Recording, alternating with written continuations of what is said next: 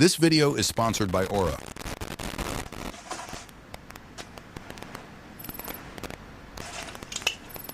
Got eyes on the G-Virus. We're going in.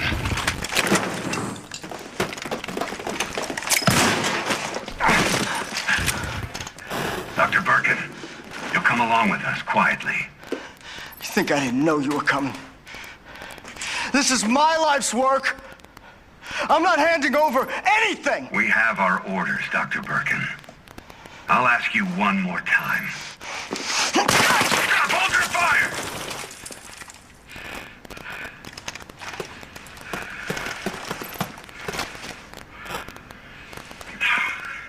What the f*** were you thinking?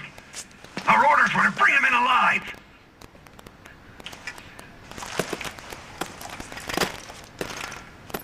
We're in, sir. But we had a snafu. Target resisted. We had to take him out. That's correct, sir. Roger that. Just the samples, then. Let's move.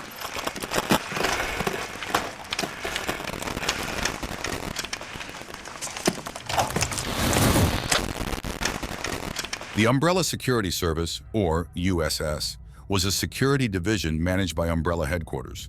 This force was part of the company's broader paramilitary operations, which included the Umbrella Biohazard Countermeasure Service, the Undertaker Unit, and the Intelligence Division. The U.S.S. was a large organization with specialized branches trained for various tasks, from facility protection to cover missions. It was disbanded in 2003 following Umbrella's bankruptcy. The U.S.S. was established to ensure the security of facilities containing classified biotechnology from the U.S. military. Locations like the Arclay laboratory were protected by small units to prevent unauthorized access. Additionally, the U.S.S. conducted covert missions, with agents reporting directly to Umbrella headquarters to neutralize or capture threats. The first recorded instance of such an operation was in 1988, when Dr. James Marcus was killed by two guards under the orders of Umbrella CEO Dr. Spencer. In 1993, the U.S.S. Academy was moved to Rockford Island, supervised by Lord Ashford. This move included the establishment of a new military training facility and a concentration camp to intern Umbrella's enemies. The U.S.S. played multiple roles during the Raccoon City Destruction Incident in 1998. Hey there! Before we continue, it's important to remember that just like the U.S.S. members in Resident Evil face constant threats and dangers to protect Umbrella's secrets, we also need to be vigilant about safeguarding our personal information online. Look, it's always unsettling to stumble upon personal information on the web, especially when it involves someone close to you. Just the other day, I decided to do a quick search for my own name and email address, curious to see what might pop up. To my surprise, I didn't find much about myself. However, as I continued scrolling, I came across some concerning information about a close relative on a website called ID Crawl. This website displayed a variety of personal details, including their social media profiles, contact information, and even addresses. It was a stark reminder of just how exposed our data can be on the internet, and it left me feeling incredibly uncomfortable. The thought of someone being able to access this kind of sensitive information about my loved ones is truly disturbing. It's not just websites like ID Crawl that pose a threat to our privacy. Recently, AT&T revealed that over 73 million customer records, both existing and former customers, were released on the dark web. In response, they recommend those affected use strong passwords, monitor account activity, and consider credit freezes or fraud alerts from credit bureaus. It's a daunting task to keep up with all these precautions, especially when our personal information is constantly at risk. That's why I've been using Aura, the sponsor of today's video. Aura is an online security app that keeps you safe by providing features like data broker opt-out, dark web monitoring, fraud monitoring, identity theft insurance, a VPN, password manager, and even parental controls. With Aura, I don't have to worry about downloading several different apps just because a company couldn't keep my data secure. It does all the hard work of keeping me and my family safe. I'm not leaving myself and my loved ones vulnerable to data breaches, And if you don't want to either, you can go to this link and try your first 2 weeks for free. For more details, I will also leave you the link in the description below. Now let's continue. When a strain of the T-virus spread through the Arklay laboratory, the local regiment was ordered to secure the facility according to quarantine protocols. Access to the subway system was cut off after evacuating key bioweapons research, and watchtower personnel began shooting Umbrella employees trying to flee. However, these guards were infected and lost control within weeks. Once it became clear they could no longer secure the facility, the Raccoon City Disaster Contingency Committee planned its destruction. In July 1998, an effort by Umbrella USA and the Intelligence Division to reopen the abandoned management training school also failed. The first investigation unit, composed of U.S.S. personnel and maintenance staff, was attacked by mutant leeches, resulting in many deaths or infections. The leeches then attacked other local facilities, including Nest and a water treatment plant, infecting more guards. When the second investigation unit, composed of management staff, was attacked on the way to the training school, a two-man covert operations unit, the Delta Team, was dispatched. They too were attacked and infected by the leeches. By July 24th, all personnel attacked by the leeches were dead, as bioweapon containment procedures destroyed the training school and the water treatment plant. The following morning, any surviving guards at the Arklay laboratory were killed when the complex was destroyed. In September, U.S.S. personnel in Raccoon City became embroiled in a power struggle over the completed G-virus when the Umbrella Intelligence Division learned that Nest chief researcher Dr. William Birkin planned to hand the virus over to the U.S. military. The fate of the local U.S.S. garrison at Nest is uncertain, but Umbrella headquarters sent a covert operations squad to the city. The operation, codenamed Nest Wrecker, planned an infiltration into the city's sewers to reach Nest on September 22nd. Although the Alpha Team recovered the G-virus, Birkin infected himself and became a violent mutant. He massacred the squad during a meeting with their backup team, leaving mission leader Hunk as the sole survivor, who escaped the city with another G-virus sample on September 30th. When the city succumbed to a T-virus outbreak due to contaminated drinking water, U.S.S. guards at other city facilities were killed or infected, leaving Umbrella sites defenseless. Defying orders, Captain Rodriguez's second squad retrieved the experimental bioorganic weapon codename Nix from the Circular River docks for evacuation by helicopter. Rodriguez was officially stripped of command and declared an enemy combatant, but escaped the city despite UBCS attempts to stop him.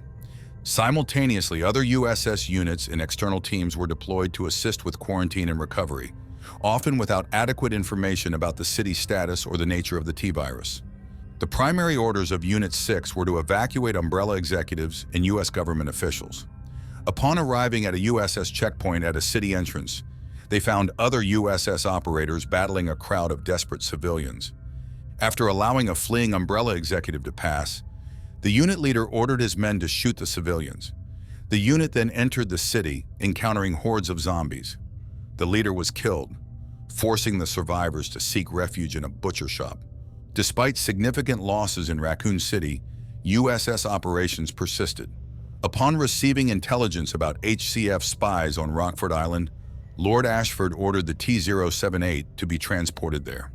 Hunk led the transport mission, but later filed a complaint, arguing that cargo transport was an inappropriate use of the U.S.S. and that withholding information about the cargo posed a security risk. In mid-December, Claire Redfield was captured by the Paris laboratory garrison after infiltrating the facility, resulting in the deaths of at least 2 guards during her helicopter pursuit. Rodrigo Juan Raval, the leader of the 3rd Squad who apprehended Redfield, transported her to Rockford Island as a prisoner of a concentration camp. Shortly after her arrival, HCF, commanded by Wesker, attacked the island, bombing it from transport planes. Spies then sabotaged the training center's laboratory, releasing the T-virus into the area as an airborne pathogen.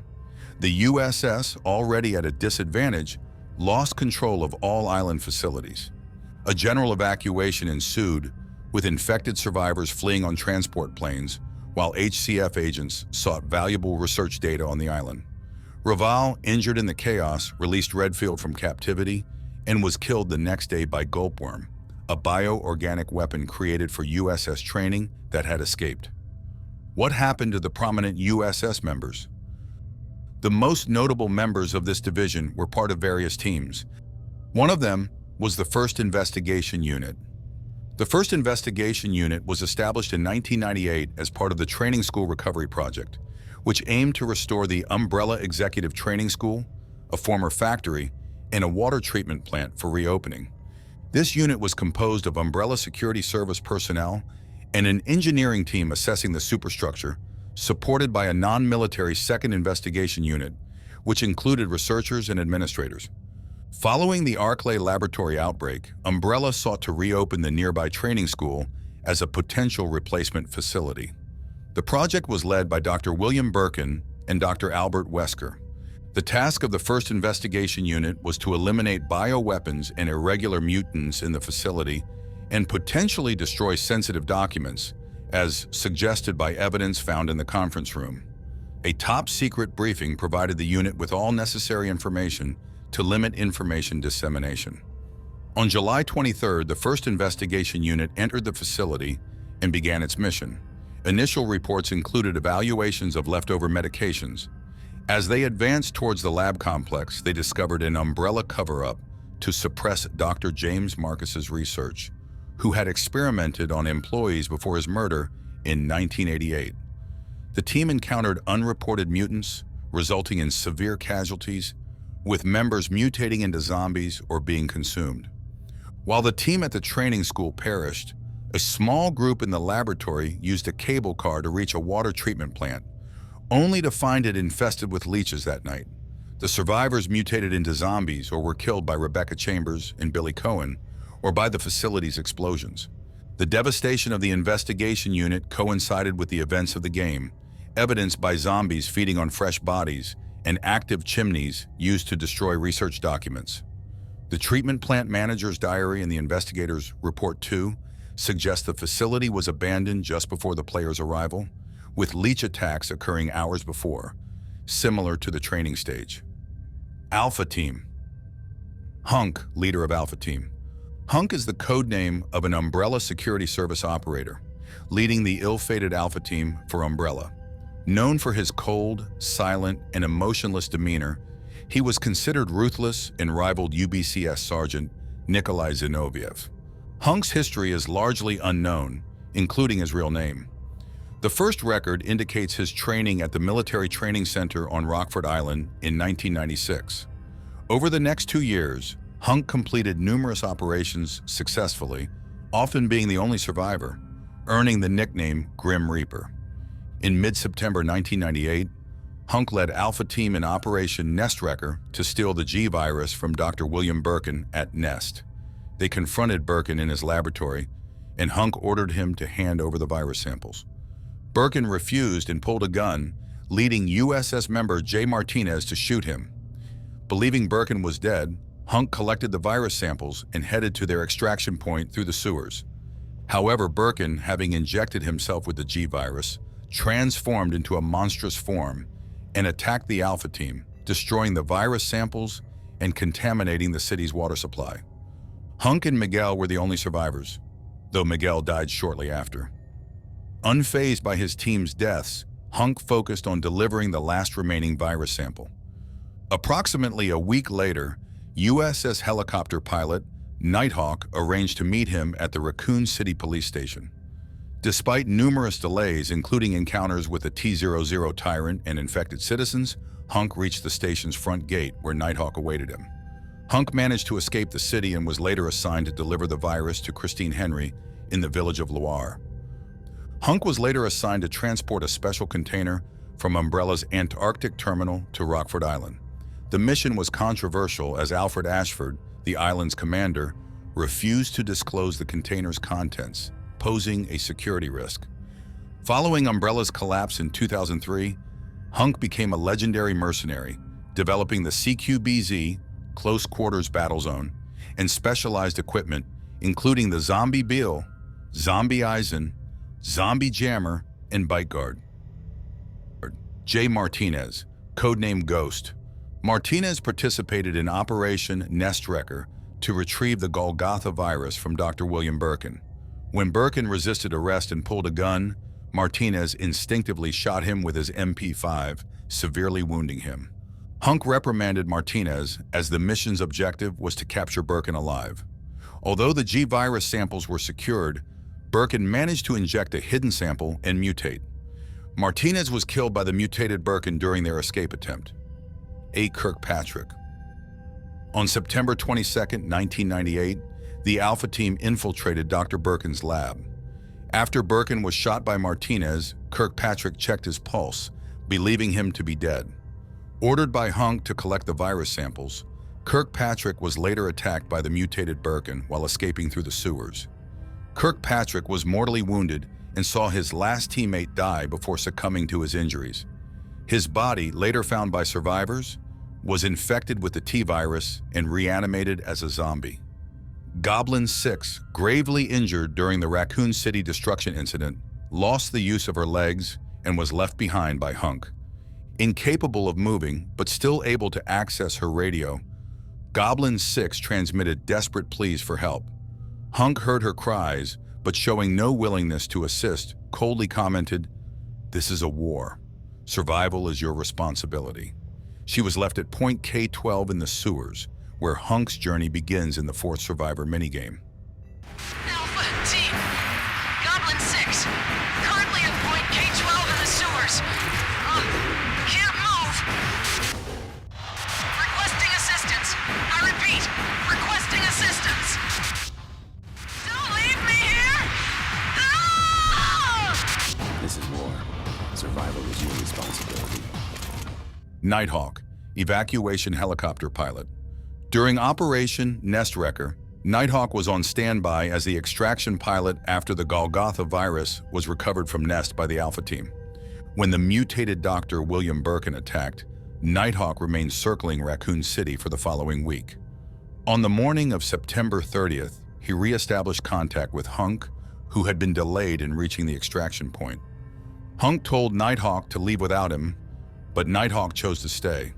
When Hunk asked why, Nighthawk sarcastically replied that he wanted to meet the Grim Reaper. Captain Rodriguez, squad leader. Captain Rodriguez led the 2nd U.S.S. squad and survived the chaos in Raccoon City. His entire squad was killed or infected after landing on Main Street, partly due to his plan to defect along with several Umbrella researchers. He evacuated numerous civilians and defectors, contributing to Umbrella Corporation's downfall through his testimony as a witness. During the incident, Rodriguez rebelled against his superiors, seizing the Nix bioorganic weapon cargo container as evidence of Umbrella's illegal activities. By midnight on October 1st, 1998, he was stripped of his rank and absence, with Umbrella executive Tommy Nielsen sending UBCS unit commander Arnold to recover Nix and mine the area around Rodriguez's helicopter to prevent his escape. In the early hours of October 1st, Rodriguez prepared to evacuate with Umbrella researcher Linda Baldwin. She realized she had left an important item, the AT-1521, an experimental T-virus suppressant, in the lab. After a brief discussion, he allowed her to retrieve it, warning her he would leave if necessary. As dawn approached, Rodriguez learned of Mission Code XX, authorizing the city's destruction by aerial bombardment. He waited for Baldwin and managed to escape the explosion, landing safely miles outside the blast radius. Rodriguez was last seen after the city's destruction, standing behind Baldwin as she discarded her Umbrella ID card. U.S.S. Chief, leader of Unit 6. The unnamed chief of Unit 6 was an off-duty operator of the Umbrella Security Service who led Dylan Blake and JJ during the Raccoon City Destruction Incident. Tasked with evacuating high-ranking officers and Umbrella executives, the chief ordered his unit to open fire on civilians attempting to escape the city. The unit was overwhelmed by zombies, and the chief was killed, forcing the survivors to take refuge in a nearby butcher shop. Dylan Blake, a former mercenary hired by Umbrella during the Raccoon City Destruction Incident in 1998, was tasked with neutralizing civilians and evacuating officials. After killing his infected friend JJ, Dylan became mentally unstable and resentful of corporate greed. By 2015, he had become a bioterrorist involved in the Alcatraz Island outbreak, aiming to reset society using a modified T-virus. Dillon recruited Maria Gomez and developed mosquito drones as biological weapons, kidnapping DARPA engineer Dr. Antonio Taylor to advance his plans, leading to cannibalistic murders in San Francisco. The BSAA investigated Dillon, who revealed his plans to Chris Redfield, Jill Valentine, Claire Redfield, and Leon S. Kennedy, criticizing their roles in the corruption. After infecting several of them, Dillon spared Jill, forcing her into a moral dilemma. Eventually, he transformed into a monstrous creature, merging with an aquatic bioorganic weapon. In the subsequent battle, the group destroyed Dillon by targeting his mutant form with high doses of the T-virus and explosives. JJ served alongside Dillon Blake during the Raccoon City Destruction Incident, assisting in evacuating officials. After the unit was infected, JJ and Dillon were the only survivors, taking refuge in a storage room. Ordered to quarantine the city and eliminate infected civilians, including their comrades, JJ and Dillon clashed over these orders. Dillon refused to kill their comrades, believing there was a way to save them. Distracted during the fight, JJ was bitten by an infected comrade. As JJ and Dillon struggled with the situation, JJ was ultimately killed by Dillon. After being denied medical assistance by Umbrella headquarters, JJ accidentally shot Dillon in the knee during a fight. Dillon, in a heightened state of paranoia, then killed JJ with a metal box. Delta Team. The Delta Team, a unit of the Umbrella Security Service, was sent to the Ecliptic Express to investigate a T-virus outbreak. Upon taking control of the train, they reported to Albert Wesker and William Birkin, who decided to destroy the train to contain the leak. However, before reaching their target, the team was attacked and infected by leeches, subsequently becoming zombies. New Delta Team, Wolfpack. The new U.S.S. Delta Team, informally known as Wolfpack, was a group of elite covert operatives employed by the Umbrella Security Service, the paramilitary arm of the Umbrella Corporation. After the original unit's destruction, Umbrella formed a new Delta Team consisting of 6 members: Lupo, Four Eyes, Bertha, Spectre, Beltway, and Vector. In late 1998, Delta Team was sent by U.S.S. Command to infiltrate the Umbrella facility in Raccoon City.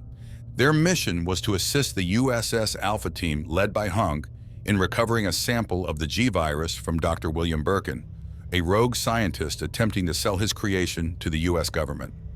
However, after Bera injected himself with the G-virus, the Delta Team was forced to retreat while Hunk stayed to complete the mission. A week later, Raccoon City was accidentally contaminated by the T-virus, leading Umbrella to deploy Wolfpack into the quarantine area to initiate Operation Raccoon City. The failure to contain the outbreak jeopardized Umbrella's future, as exposure of its involvement in the city's destruction and its bioweapons research would likely lead to the company's downfall. Wolfpack was tasked with destroying all incriminating evidence, including civilians and officers of the Raccoon City Police Department, as any survivor was a potential threat. Concurrently, the U.S. government sent troops to reinforce the quarantine and investigate Umbrella's role in the outbreak, leading to clashes between Wolfpack and U.S. soldiers. Lupo, team leader. Karina Lepreux, codenamed Lupo, is an experienced operative and former member of the French Special Forces. She retired to focus on her family, but returned to mercenary work after struggling as a single mother following her husband's abusive behavior and subsequent death at her hands. Recruited by Umbrella, she leads the Delta Team, expecting discipline from her team, but maintaining an emotional bond, earning her the nickname Wolf Mother. Vector, reconnaissance. Little is known about Vector's past. His real name and origins are classified. After joining the U.S.S., Vector trained on Rockford Island, becoming proficient in martial arts, particularly knife combat. Hunk, a high-level Umbrella operator, recognized his potential and trained him. Vector's stealth and reconnaissance skills made him an invaluable asset to the reformed Delta Team. Bertha, medic. Michaela Schneider, known as Bertha, is a German medic with exceptional medical skills and a sadistic streak. Discharged from the Army, she struggled to reintegrate into civilian life. Her lack of empathy made her unsuitable for civilian medicine, but ideal for the Umbrella Security Service. As Bertha, she also worked as a professional torturer, using her medical expertise for interrogation. Spectre, surveillance. Formerly with the Soviet security services, Vladimir Bodrovsky, codenamed Spectre, excelled in intelligence work due to his unremarkable appearance. His involvement in the underworld for personal gain led him to flee Russia. Upon joining the U.S.S., Spectre's surveillance skills ensured Umbrella stayed informed, and Wolfpack maintained an edge in combat. Four Eyes, field scientist. Christine Yamada, codenamed Four Eyes, is a virologist and U.S.S. operative. Dedicated to science from a young age, she lacked social skills and viewed people as test subjects. Four Eyes joined the U.S.S. to study and experiment with deadly outbreaks and Umbrella's viral innovations. Her willingness to experiment on living subjects occasionally hindered missions, but her virology expertise was unparalleled. Beltway, demolitions.